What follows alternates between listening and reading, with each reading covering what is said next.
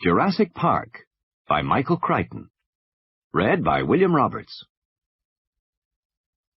Reptiles are abhorrent because of their cold body, pale color, cartilaginous skeleton, filthy skin, fierce aspect, calculating eye, offensive smell, harsh voice, squalid habitation, and terrible venom. Wherefore their creator has not exerted his powers to make many of them. Linnaeus, 1797. You cannot recall a new form of life. Irwin Chargaff, 1972. Introduction. The InGen Incident. The late 20th century has witnessed a scientific gold rush of astonishing proportions, the headlong and furious haste to commercialize genetic engineering. This enterprise is so rapidly, with so little outside commentary, that its dimensions and implications are hardly understood at all. Biotechnology promises the greatest revolution in human history. By the end of this decade, it will have outdistanced atomic power and computers in its effect on our everyday lives. In the words of one observer, biotechnology is going to transform every aspect of human life, our medical care, our food, our health, our entertainment, our very bodies. Nothing will ever be the same again. It's literally going to change the face of the planet. But the biotechnology revolution differs in three important respects from past scientific transformations. First, it is broad-based. America entered the atomic age through the work of a single research institution at Los Alamos. It entered the computer age through the efforts of about a dozen companies. But biotechnology research is now carried out in more than 2,000 laboratories in America alone. 500 corporations spend $5 billion a year on this technology. Second, much of the research is thoughtless or frivolous.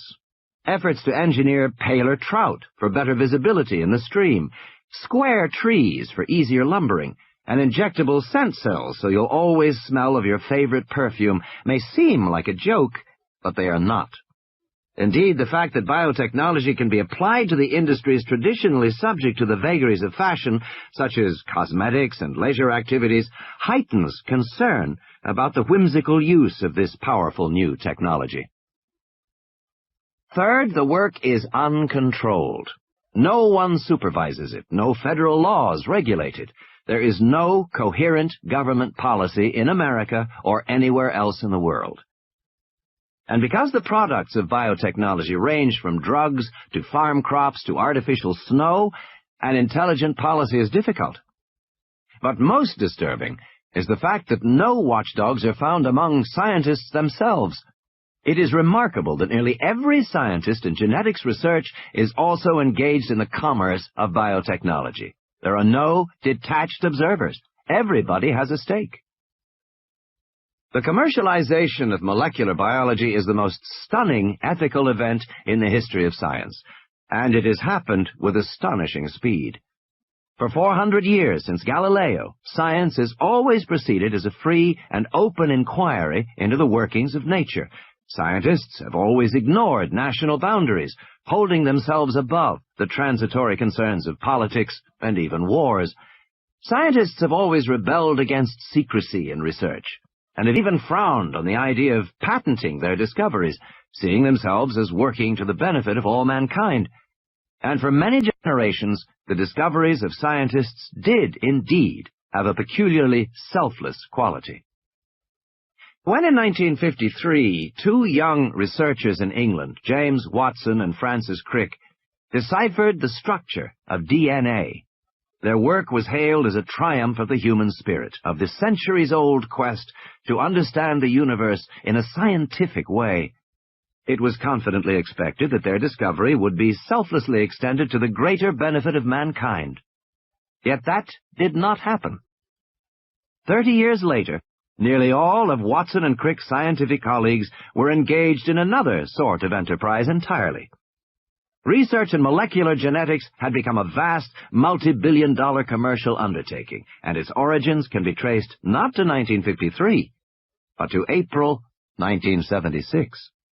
That was the date of a now famous meeting in which Robert Swanson, a venture capitalist approached Herbert Boyer, a biochemist at the University of California.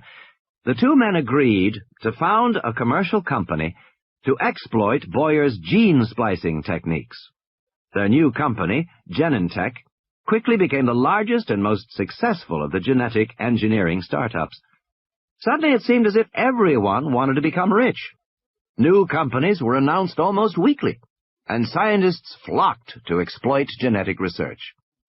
By 1986, at least 362 scientists, including 64 in the National Academy, sat on the advisory boards of biotech firms. The number of those who held equity positions or consultancies was several times greater. It is necessary to emphasize how significant this shift in attitude actually was. In the past, pure scientists took a snobbish view of business. They saw the pursuit of money as intellectually uninteresting, suited only to shopkeepers. And to do research for industry, even at the prestigious Bell or IBM labs, was only for those who couldn't get a university appointment. Thus, the attitude of pure scientists was fundamentally critical toward the work of applied scientists and to industry in general. Their long-standing antagonism kept university scientists free of contaminating industry ties, and whenever debate arose about technological matters, disinterested scientists were available to discuss the issues at the highest levels. But that is no longer true. There are very few molecular biologists and very few research institutions without commercial affiliations. The old days are gone. Genetic research continues at a more furious pace than ever, but it is done in secret, and in haste, and for profit. In this commercial climate, it is probably inevitable that a company as ambitious as International Genetic Technologies Incorporated of Palo Alto would arise. It is equally unsurprising that the genetic crisis it created should go unreported. After all, InGen's research was conducted in secret. The actual incident occurred in the most remote region of Central America, and fewer than 20 people were there to witness it. Of those, only a handful survived. Even at the end, when International Genetic Technologies filed for Chapter 11 protection in San Francisco Superior Court on October 5, 1989, the proceedings drew little press attention. It appeared so ordinary. InGen was the third small American bioengineering company to fail that year, and the seventh since 1986. Few court documents were made public, since the creditors were Japanese investment consortia such as Hamaguri and Densaka, companies which traditionally shun publicity. To avoid unnecessary disclosure, Daniel Ross of Cowan, Swain & Ross, counsel for InGen, also represented the Japanese investors. And the rather unusual petition of the Vice Consul of Costa Rica was heard behind closed doors. Thus, it is not surprising that within a month, the problems of InGen were quietly and amicably settled. Parties to that settlement, including the distinguished Scientific Board of Advisors, signed a non-disclosure agreement, and none will speak about what happened. But many of the principal figures in the InGen incident are not signatories, and were willing to discuss the remarkable events leading up to those final 2 days in August 1989 on a remote island off the west coast of Costa Rica.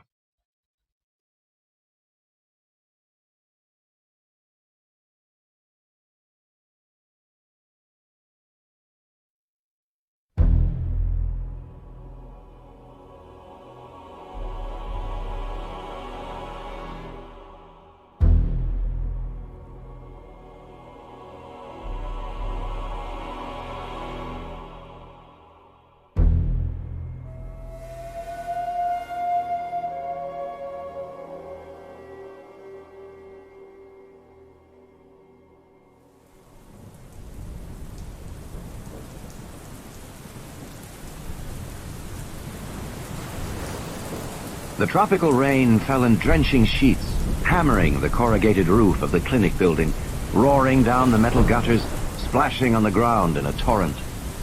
Roberta Carter sighed and stared out the window. From the clinic she could hardly see the beach or the ocean beyond, cloaked in low fog. This wasn't what she had expected when she had come to the fishing village of Bahia Anasco on the west coast of Costa Rica to spend 2 months as a visiting physician. Bobby Carter had expected sun and relaxation after 2 grueling years of residency in emergency medicine at Michael Reese in Chicago. She had been in Bahia Anasco now for 3 weeks, and it had rained every day. Everything else was fine. She liked the isolation of Bahia Anasco and the friendliness of its people. Costa Rica had one of the 20 best medical systems in the world, and even in this remote coastal village, the clinic was well-maintained, amply supplied. Her paramedic, Manuel Aragon, was intelligent and well-trained. Bobby was able to practice a level of medicine equal to what she had practiced in Chicago. But the rain, the constant, unending rain. Across the examining room, Manuel cocked his head. "Listen," he said. "Believe me, I hear it," Bobby said. "No, listen." And then she caught it. Another sound blended with the rain, a deeper rumble that built and emerged until it was clear. The rhythmic thumping of a helicopter. She thought, they can't be flying in weather like this.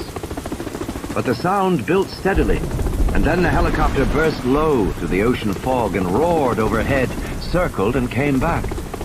She saw the helicopter swing back over the water near the fishing boats, then ease sideways to the rickety wooden dock and back toward the beach.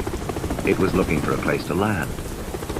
It was a big-bellied Sikorsky with a blue stripe on the side, with the words InGen Construction. That was the name of the construction company building a new resort on one of the offshore islands. The resort was said to be spectacular and very complicated. Many of the local people were employed in the construction, which had been going on for more than 2 years. Bobby could imagine it, one of those huge American resorts with swimming pools and tennis courts, where guests could play and drink their daiquiris without having any contact with the real life of the country.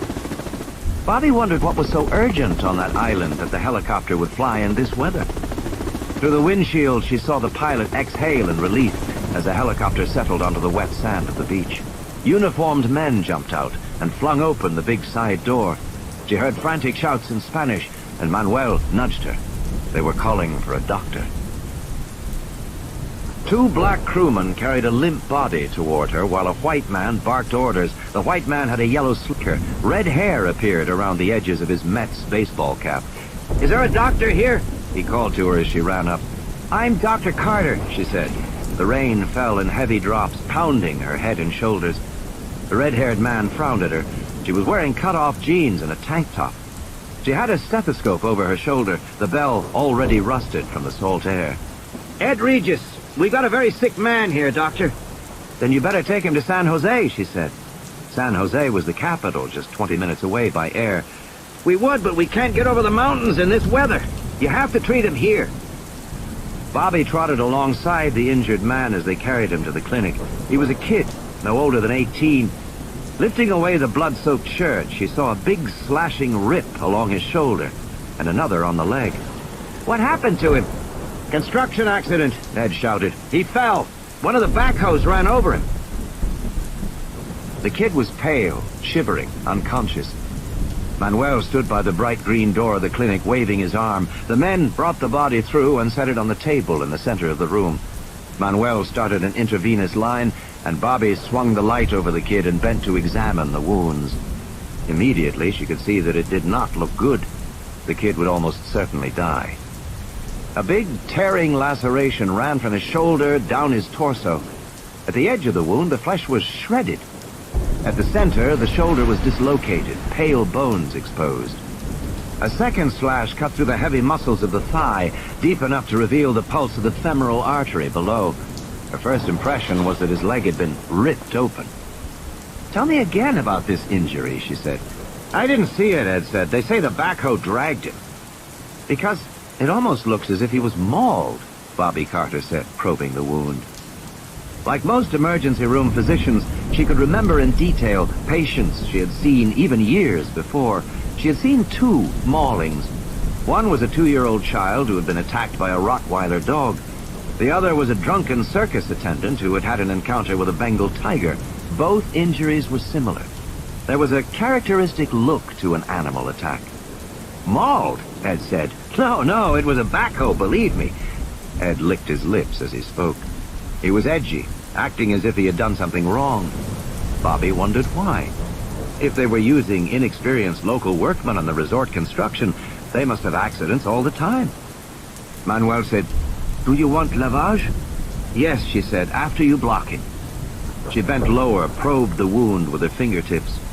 If an earth mover had rolled over him, dirt would be forced deep into the wound, but there wasn't any dirt. Just a slippery, slimy foam. And the wound had a strange odor, a kind of rotten stench, a smell of death and decay. She had never smelled anything like it before. How long ago did this happen? An hour. Again, she noticed how tense Ed Regis was. He was one of those eager, nervous types, and he didn't look like a construction foreman, more like an executive. He was obviously out of his depth. Bobby Carter turned back to the injuries. Somehow she didn't think she was seeing mechanical trauma. It just didn't look right. No soil contamination of the wound site, and no crush injury component. Mechanical trauma of any sort, an auto injury, a factory accident, almost always had some component of crushing.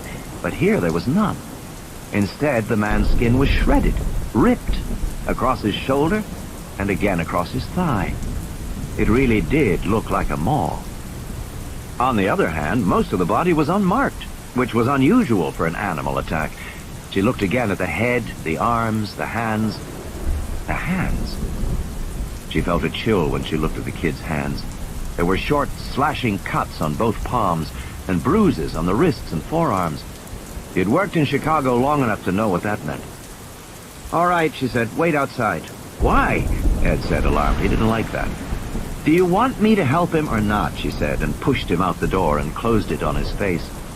She didn't know what was going on, but she didn't like it. Manuel hesitated.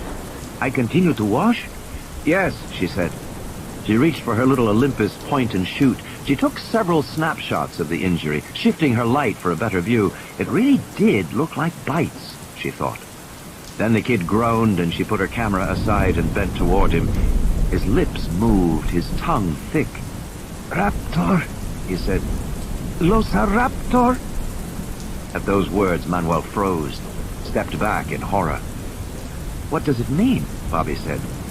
Manuel shook his head. "I do not know, Doctor.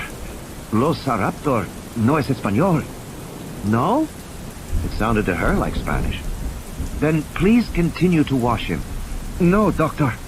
He wrinkled his nose. "Bad smell." And he crossed himself. Bobby looked again at the slippery foam streaked across the wound. She touched it, rubbing it between her fingers. It seemed almost like saliva. The injured boy's lips moved. "Raptor," he whispered. In a tone of horror, Manuel said, "It bit him." "What bit him?" "Raptor." "What's a raptor?" "It means upia." Bobby frowned. The Costa Ricans were not especially superstitious, but she had heard the upia mentioned in the village before. They were said to be night ghosts, faceless vampires who kidnapped small children. According to the belief, the upia had once lived in the mountains of Costa Rica, but now inhabited the islands offshore. Manuel was backing away, murmuring and crossing himself. "It is not normal, this smell," he said. "It is the upia."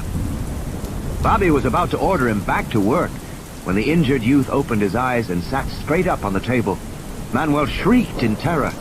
The injured boy moaned and twisted his head, looking left and right with wide, staring eyes, and then he explosively vomited blood.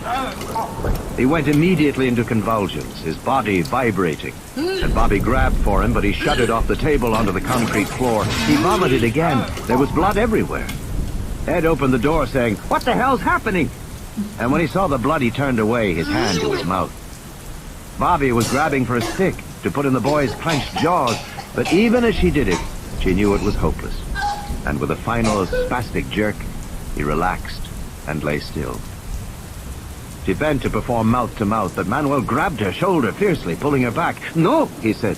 "The upia will cross over." "Manuel, for God's sake, no!" He stared at her fiercely. "No! You do not understand these things." Bobby looked at the body on the ground and realized that it didn't matter. There was no possibility of resuscitating him. Manuel called for the men, who came back into the room and took the body away. Ed appeared, wiping his mouth with the back of his hand, muttering, "I'm sure you did all you could." And then she watched as the men took the body away, back to the helicopter, and it lifted thunderously up into the sky. "It is better," Manuel said. Bobby was thinking about the boy's hands. They had been covered with cuts and bruises in the characteristic pattern of defense wounds. She was quite sure he had not died in a construction accident. He had been attacked, and he had held up his hands against his attacker. "Where is this island they've come from?" she asked. "In the ocean. Perhaps 120 miles offshore." "Pretty far for a resort," she said. Manuel watched the helicopter. "I hope they never come back." Well, she thought, at least she had pictures. But when she turned back to the table, she saw that her camera was gone.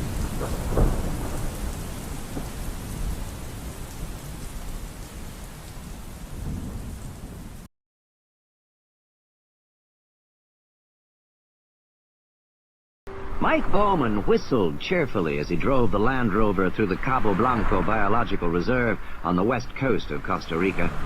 It was a beautiful morning in July, and the road before him was spectacular, hugging the edge of a cliff overlooking the jungle and the blue Pacific. According to the guidebooks, Cabo Blanco was unspoiled wilderness, almost a paradise. Seeing it now made Bowman feel as if the vacation was back on track. Bowman, a 36-year-old real estate developer from Dallas, had come to Costa Rica with his wife and daughter for a 2-week holiday. The trip had actually been his wife's idea. For weeks, Ellen had filled his ear about the wonderful national parks of Costa Rica and how good it would be for Tina to see them. Then, when they arrived, it turned out Ellen had an appointment to see a plastic surgeon in San Jose. That was the first Mike Bowman had heard about the excellent and inexpensive plastic surgery available in Costa Rica, and all the luxurious private clinics in San Jose. Of course, they'd had a huge fight. Mike felt she'd lied to him, and she had. And he put his foot down about this plastic surgery business. Anyway, it was ridiculous. Ellen was only 30, and she was a beautiful woman. Hell, she'd been homecoming queen her senior year at Rice, and that was not even 10 years earlier. But Ellen tended to be insecure and worried. And it seemed as if, in recent years, she had mostly worried about losing her looks. That and everything else. The Land Rover bounced in a pothole, splashing mud. Seated beside him, Ellen said, "Mike, are you sure this is the right road? We haven't seen any other people for hours." "There was another car 15 minutes ago," he reminded her. "Remember, the blue one?" "Going the other way? Darling, you wanted a deserted beach," he said, "and that's what you're gonna get." Ellen shook her head doubtfully. "I hope you're right." "Yeah, Dad, I hope you're right," said Christina from the back seat. She was 8 years old. "Trust me, I'm right." He drove in silence a moment. "It's beautiful, isn't it? Look at that view. It's beautiful." "It's okay," Tina said. Ellen got out a compact and looked at herself in the mirror, pressing under her eyes. She sighed and put the compact away. The road began to descend, and Mike Bowman concentrated on driving. Suddenly, a small black shape flashed across the road, and Tina shrieked, "Look! Look!" And it was gone into the jungle. "What was it?" Ellen asked. "A monkey?" "Maybe a squirrel monkey," Bowman said. "Can I count it?" Tina said, taking her pencil out. She was keeping a list of all the animals she had seen on her trip as a project for school. "I don't know," Mike said doubtfully. Tina consulted the pictures in the guidebook. "I don't think it was a squirrel monkey," she said. "I think it was just another howler." They had seen several howler monkeys already on their trip. "Hey," she said more brightly, "according to this book, the beaches of Cabo Blanco are frequented by a variety of wildlife, including howler and white-faced monkeys, three-toed sloths, and coatimundis. You think we'll see a three-toed sloth, Dad?" "I bet we do." "Really?" "Just look in the mirror." "Very funny, Dad." The road sloped downward through the jungle toward the ocean. Mike Bowman felt like a hero when they finally reached the beach. A 2-mile crescent of white sand, utterly deserted. He parked the Land Rover in the shade of the palm trees that fringed the beach and got out the box lunches. Ellen changed into her bathing suit, saying, "Honestly, I don't know how I'm going to get this weight off." "You look great, hon." Actually, he felt that she was too thin, but he had learned not to mention that. Tina was already running down the beach. "Don't forget you need your sunscreen," Ellen called. "Later," Tina shouted over her shoulder. "I'm going to see if there's a sloth." Ellen Bowman looked around at the beach and the trees. "You think she's all right?" "Honey, there's nobody here for miles," Mike said. "What about snakes?" "Oh, for God's sake," Mike Bowman said. "There's no snakes on a beach." "Well, there might be." "Honey," he said firmly, "snakes are cold-blooded. They're reptiles. They can't control their body temperature. It's 90 degrees on that sand. If a snake came out, it'd be cooked. Believe me, there's no snakes on the beach." He watched his daughter scampering down the beach, a dark spot on the white sand. "Let her go. Let her have a good time." He put his arm around his wife's waist.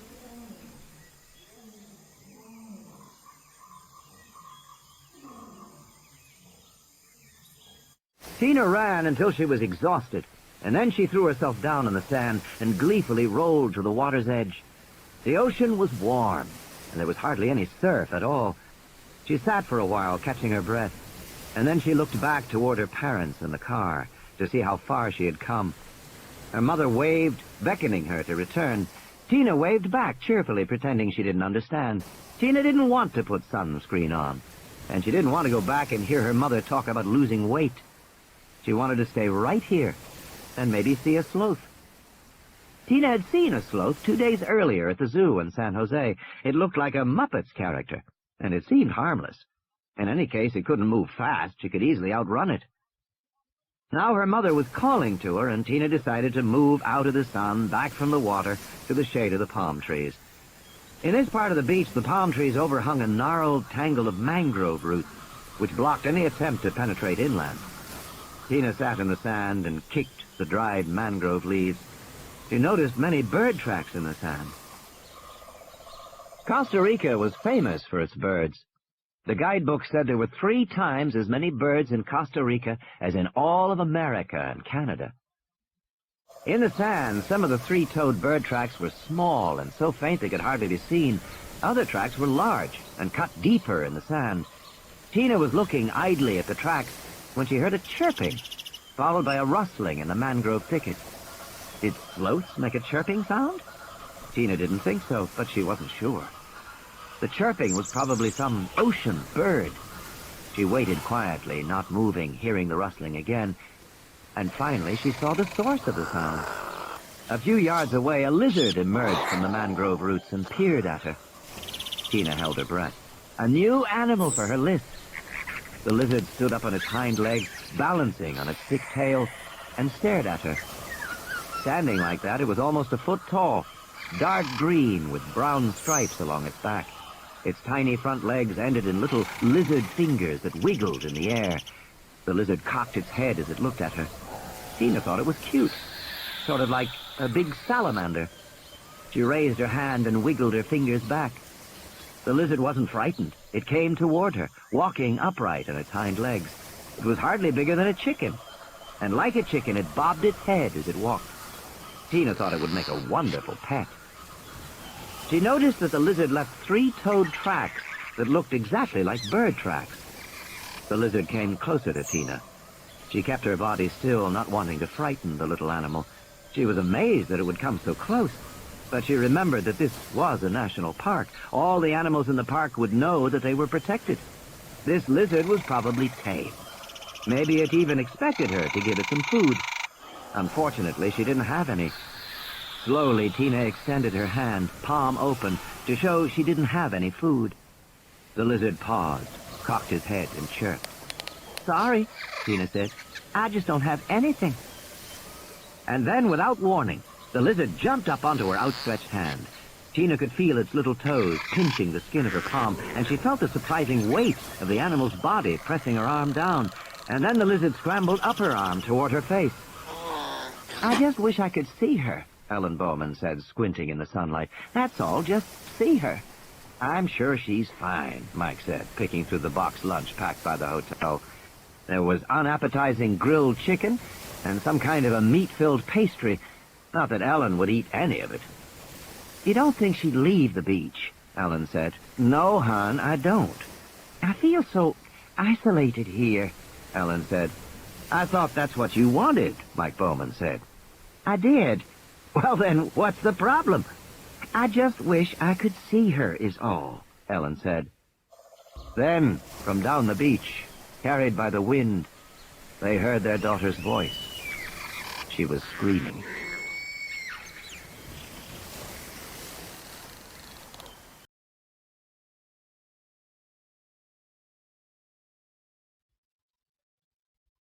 Punta Arenas. "I think she is quite comfortable now," Dr. Cruz said, lowering the plastic flap of the oxygen tent around Tina as she slept. Mike Bowman sat beside the bed close to his daughter. Mike thought Dr. Cruz was probably pretty capable. He spoke excellent English. There was training at medical centers in London and Baltimore. Dr. Cruz radiated competence, and the Clínica Santa Maria, the modern hospital in Punta Arenas, was spotless and efficient. But even so, Mike Bowman felt nervous. There was no getting around the fact that his only daughter was desperately ill, and they were far from home. When Mike had first reached Tina, she was screaming hysterically. Her whole left arm was bloody, covered with a profusion of small bites, each the size of a thumbprint, and there were flecks of sticky foam on her arm, like a foamy saliva. He carried her back down the beach.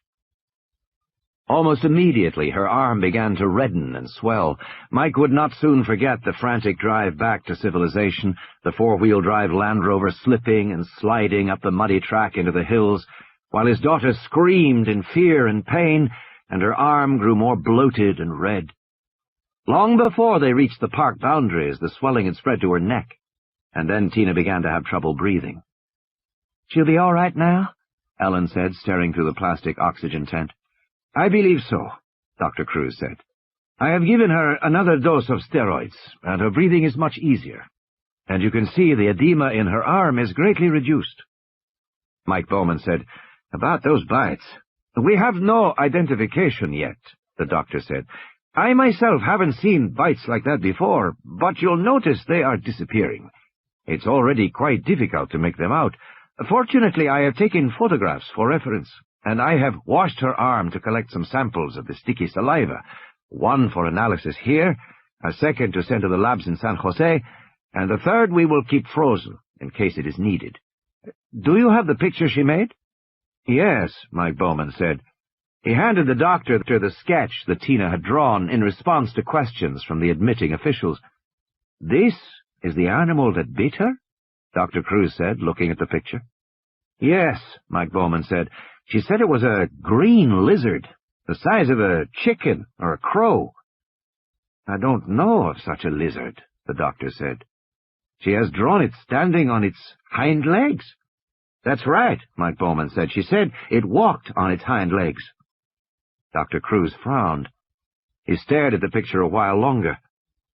"I am not an expert. I have asked for Dr. Gutierrez to visit us here.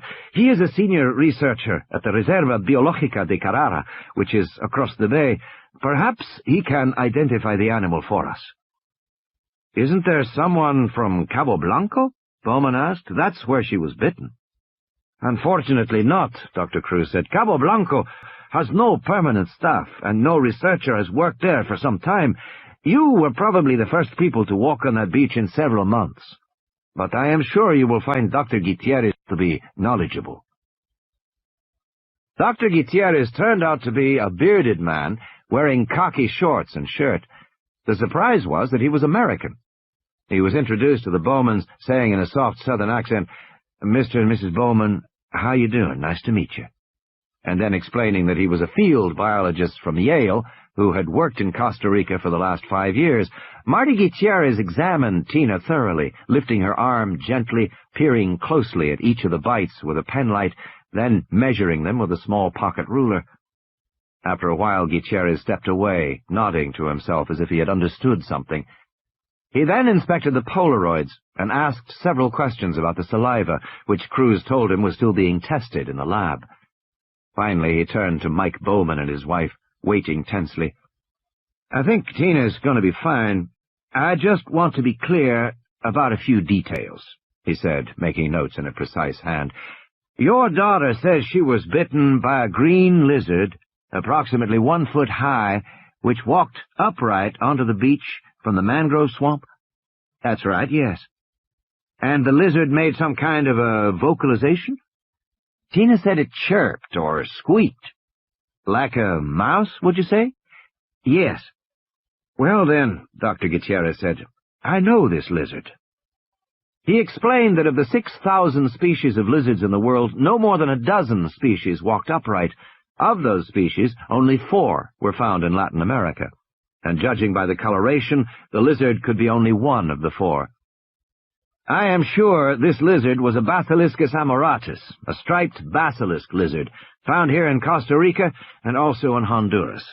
Standing on their hind legs, they are sometimes as tall as a foot. Are they poisonous?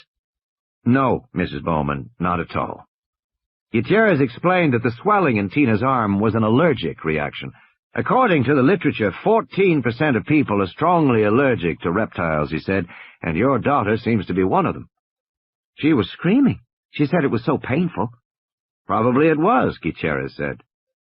Reptile saliva contains serotonin, which causes tremendous pain. He turned to Cruz. Her blood pressure came down with antihistamines? Yes, Cruz said promptly. Serotonin, Gutierrez said, no question. Still, Ellen Bowman remained uneasy. But why would a lizard bite her in the first place? Lizard bites are very common, Gutierrez said. Animal handlers in zoos get bitten all the time, and just the other day I heard that a lizard had bitten an infant in her crib in Amaloya, about 60 miles from where you were. So bites do occur. I'm not sure why your daughter had so many bites. What was she doing at the time? Nothing. She said she was sitting pretty still because she didn't want to frighten it away. Sitting pretty still, Gutierrez said, frowning. He shook his head. Well, I don't think we can say exactly what happened. Wild animals are unpredictable. And what about the foamy saliva on her arm? Ellen said. I keep thinking about rabies. No, Dr. Gutierrez said. A reptile can't carry rabies, Mrs. Bowman. Your daughter has suffered an allergic reaction to the bite of a basilisk lizard. Nothing more serious. Mike Bowman then showed Gutierrez the picture that Tina had drawn. Gutierrez nodded. I would accept this as a picture of a basilisk lizard, he said. A few details are wrong, of course. The neck is much too long, and she's drawn the hind legs with only 3 toes instead of 5. The tail is too thick and raised too high, but otherwise, this is a perfectly serviceable lizard of the kind we are talking about. But Tina specifically said the neck was long, Ellen Bowman insisted, and she said there were 3 toes on the foot. Tina's pretty observant, Mike Bowman said. I'm sure she is, Gutierrez said, smiling, but I still think your daughter was bitten by a common Basilisk amoratus and had a severe herpetological reaction. Normal time course with medication is 12 hours. She should be just fine in the morning. In the modern laboratory in the basement of the Clinica Santa Maria, word was received that Dr. Gutierrez had identified the animal that had bitten the American child as a harmless basilisk lizard. Immediately, the analysis of the saliva was halted, even though a preliminary fractionation showed several extremely high molecular weight proteins of unknown biological activity. But the night technician was busy, and he placed the saliva samples on the holding shelf of the refrigerator. The next morning, the day clerk checked the holding shelf against the names of discharged patients. Seeing that Bowman Christina L. was scheduled for discharge that morning, the clerk threw out the saliva samples. At the last moment, he noticed that one sample had the red tag, which meant that it was to be forwarded to the university lab in San Jose. He retrieved the test tube from the wastebasket and sent it on its way. Go on. Say thank you to Dr. Cruz, Ellen Bowman said, and pushed Tina forward. Thank you, Dr. Cruz, Tina said. I feel much better now. She reached up and shook the doctor's hand. Then she said, You have a different shirt. For a moment, Dr. Cruz looked perplexed. Then he smiled. That's right, Tina. When I work all night at the hospital, in the morning I change my shirt. But not your tie? No, just my shirt. Ellen Bowman said, "I told you, she's observant." She certainly is. Dr. Cruz smiled and shook the little girl's hand gravely. "Enjoy the rest of your holiday in Costa Rica, Tina." "I will." The Bowman family had started to leave when Dr. Cruz said, "Oh, Tina, do you remember the lizard that bit you?" "Uh-huh." "You remember its feet?" "Uh-huh." "Did it have any toes?" "Yes." "How many toes did it have?" "3, she said. "How do you know that?" "Because I looked," she said. "Anyway, all the birds on the beach made marks in the sand with 3 toes like this." She held up her hand, middle 3 fingers spread wide. "And the lizard made those kind of marks in the sand, too." "The lizard made marks like a bird?" "Uh-huh," Tina said. "He walked like a bird, too. He jerked his head like this, up and down." She took a few steps, bobbing her head. After the Bowmans had departed, Dr. Cruz decided to report this conversation to Gutierrez at the biological station. "I must admit the girl's story is puzzling," Gutierrez said. "I've been doing some checking myself. I am no longer certain she was bitten by a basilisk. Not certain at all. Then what could it be?" "Well," Gutierrez said, "let's not speculate prematurely. By the way, have you heard of any other lizard bites at the hospital?" "No. Why?" "Let me know, my friend, if you do."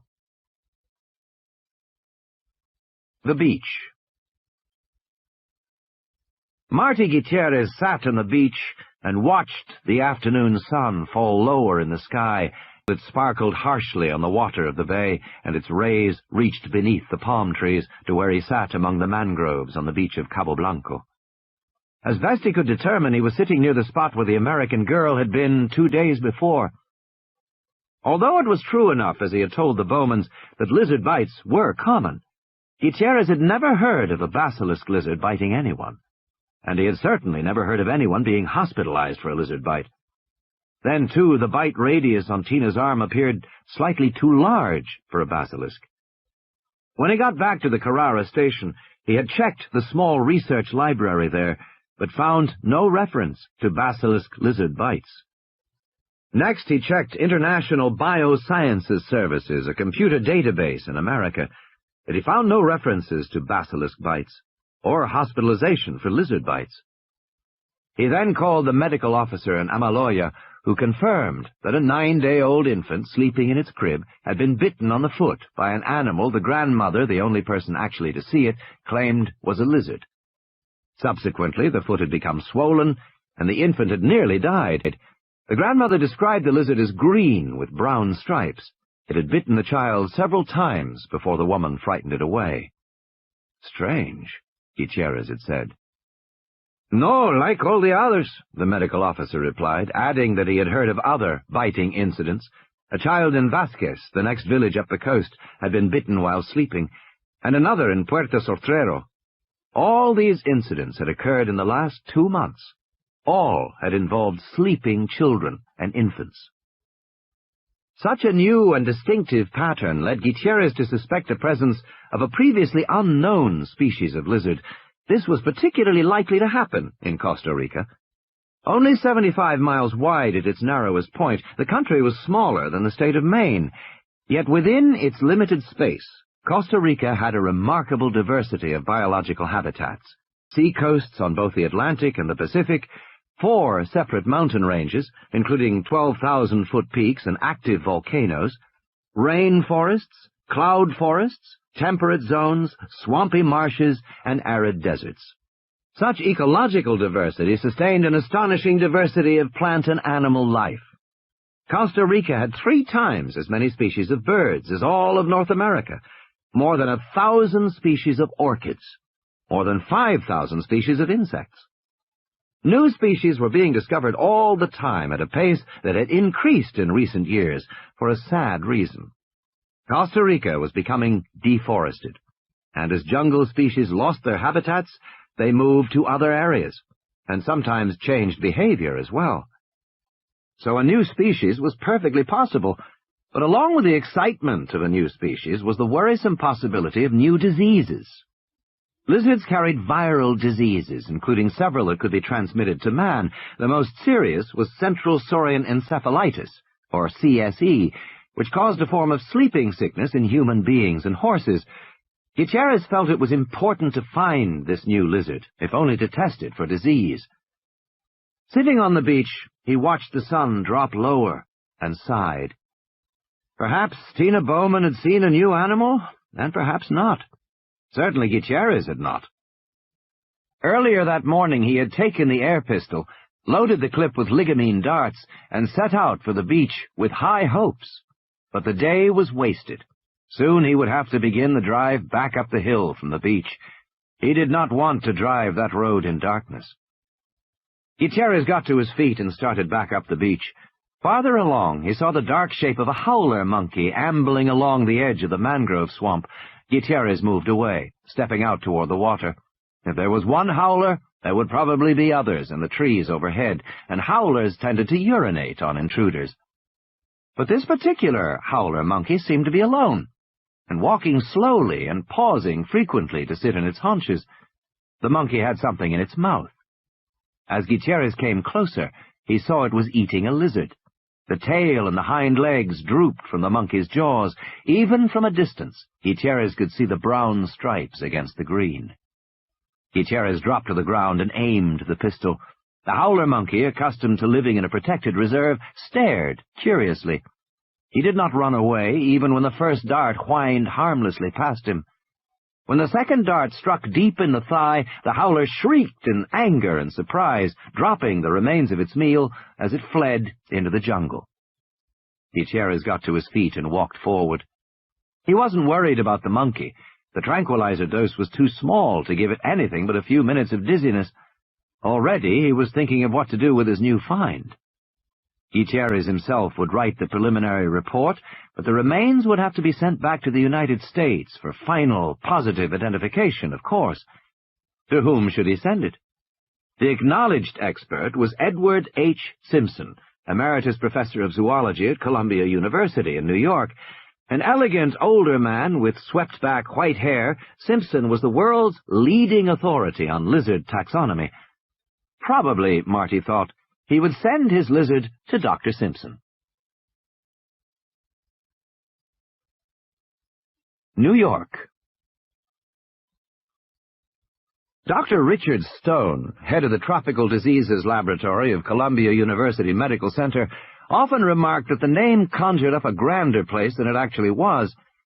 In the early 20th century, when the laboratory occupied the entire fourth floor of the Biomedical Research Building, crews of techs worked to eliminate the scourges of yellow fever, malaria, and cholera. But medical successes, the research laboratories in Nairobi and Sao Paulo, had left the TDL a much less important place than it once was. Now, a fraction of its former size, it employed only 2 full-time technicians, and they were primarily concerned with diagnosing illnesses of New Yorkers who had traveled abroad. The lab's comfortable routine was unprepared for what it received that morning. "Oh, very nice," the technician in the Tropical Diseases Laboratory said as she read the customs label. "Partially masticated fragment of unidentified Costa Rican lizard." She wrinkled her nose. "This one's all yours, Dr. Stone." Richard Stone crossed the lab to inspect the new arrival. "Is this the material from Ed Simpson's lab?" "Yes," she said, "but I don't know why they'd send a lizard to us." "His secretary called," Stone said. "Simpson's on a field trip in Borneo for the summer, and because there's a question of communicable disease with this lizard, she asked our lab to take a look at it. Let's see what we've got." The white plastic cylinder was the size of a half-gallon milk container. It had locking metal latches and a screw top. It was labeled International Biological Specimen Container, and plastered with stickers and warnings in 4 languages. The warnings were intended to keep the cylinder from being opened by suspicious customs officials. Apparently, the warnings had worked. As Richard Stone swung the big light over, he could see the seals were still intact. Stone turned on the air handlers and pulled on plastic gloves and a face mask.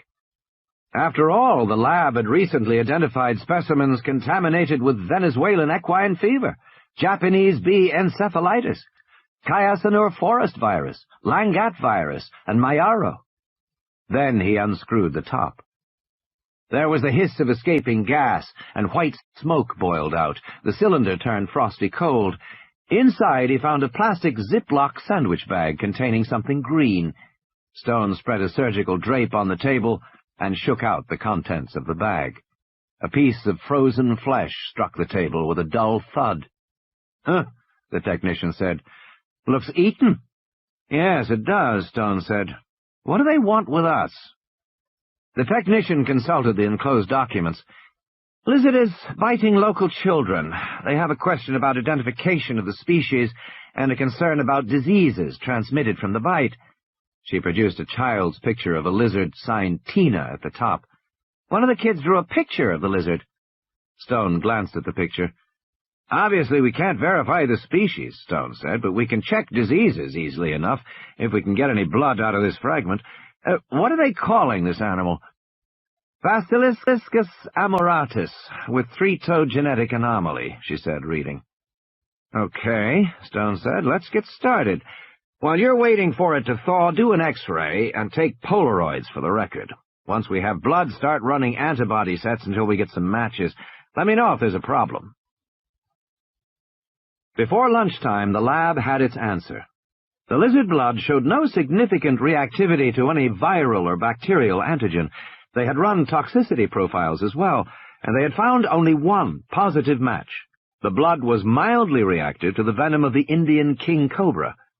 But such cross-reactivity was common among reptile species, and Dr. Stone did not think it noteworthy to include in the facts his technician sent to Dr. Martin Gutierrez that same evening. There was never any question about identifying the lizard. That would await the return of Dr. Simpson. He was not due back for several weeks, and his secretary asked if the TDL would please store the lizard fragment in the meantime. Dr. Stone put it back in the Ziploc bag and stuck it in the freezer. Martin Gutierrez read the facts from the Columbia Medical Center Tropical Diseases Laboratory. It was brief. Subject: Basiliscus amoratus with genetic anomaly, forwarded from Dr. Simpson's office. Materials: posterior segment, query, partially eaten animal. Procedures performed: X-ray, microscopic, immunological RTX for viral, parasitic, bacterial disease.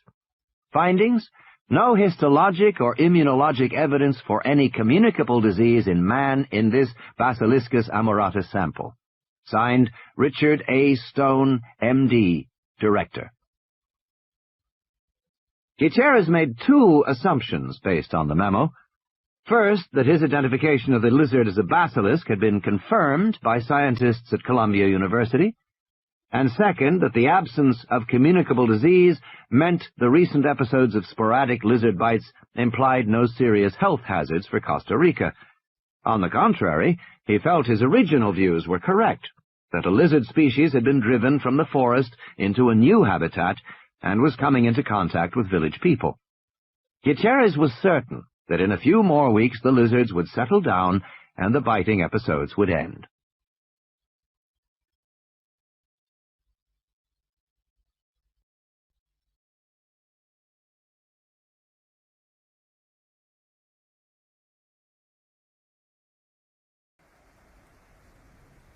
The tropical rain fell in great drenching sheets, hammering the corrugated roof of the clinic at Bahia Anasco. It was nearly midnight.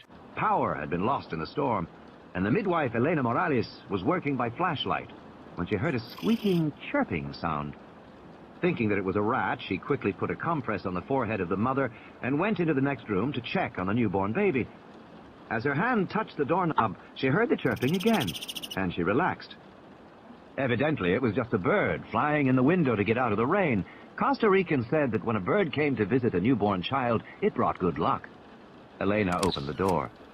The infant lay on a wicker bassinet, swaddled in a light blanket, only its face exposed. Around the rim of the bassinet, 3 dark green lizards crouched like gargoyles. When they saw Elena, they cocked their heads and stared curiously at her, but did not flee. In the light of her flashlight, Elena saw the blood dripping from their snouts. Softly chirping, one lizard bent down and with a quick shake of its head, tore a ragged chunk of flesh from the baby. Elena rushed forward, screaming, and the lizards fled into the darkness. But long before she reached the bassinet, she could see what had happened to the infant's face, and she knew the child must be dead. The lizards scattered into the rainy night, chirping and squealing, leaving behind only bloody three-toed tracks, like birds.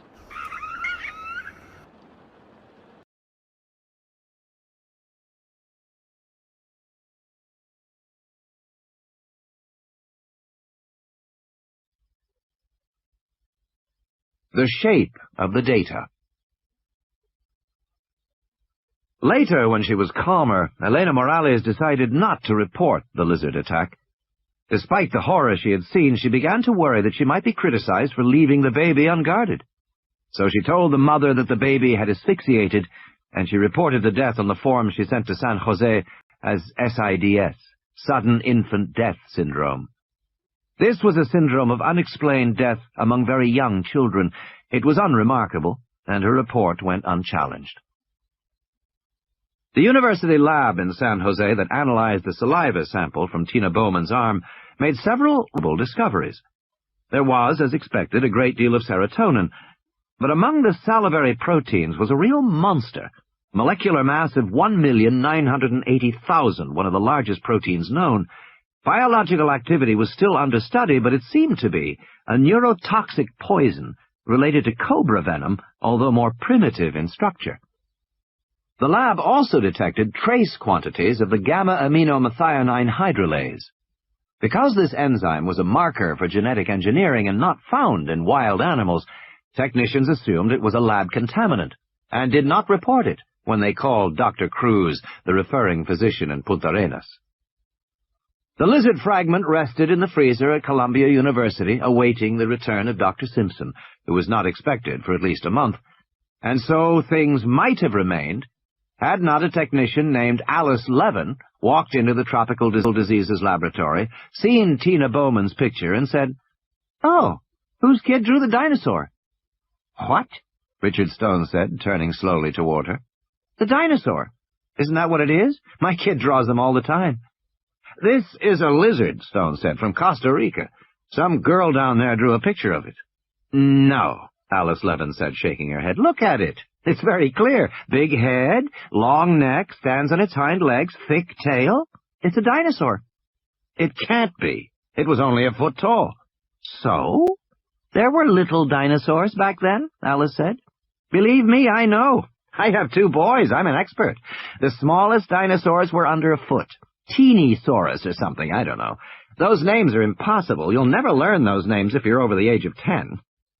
"You don't understand," Richard Stone said. "This is a picture of a contemporary animal. They sent us a fragment of the animal. It's in the freezer now." Stone went and got it and shook it out of the baggie.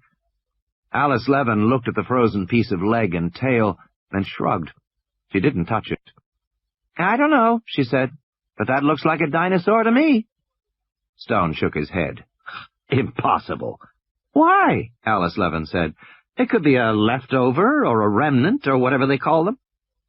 Stone continued to shake his head. Alice was uninformed. She was just a technician who worked in the bacteriology lab down the hall, and she had an active imagination. Stone remembered the time when she thought she was being followed by one of the surgical orderlies. "You know," Alice Levin said, "if this is a dinosaur, Richard, it could be a big deal." "It's not a dinosaur." "Has anybody checked it?" "No," Stone said. "Well, take it to the Museum of Natural History or something," Alice Levin said. "You really should." "I'd be embarrassed." "You want me to do it for you?" she said.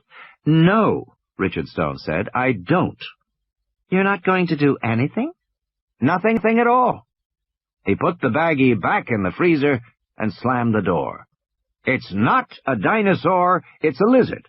And whatever it is, it can wait until Dr. Simpson gets back from Borneo to identify it. That's final, Alice. This lizard's not going anywhere."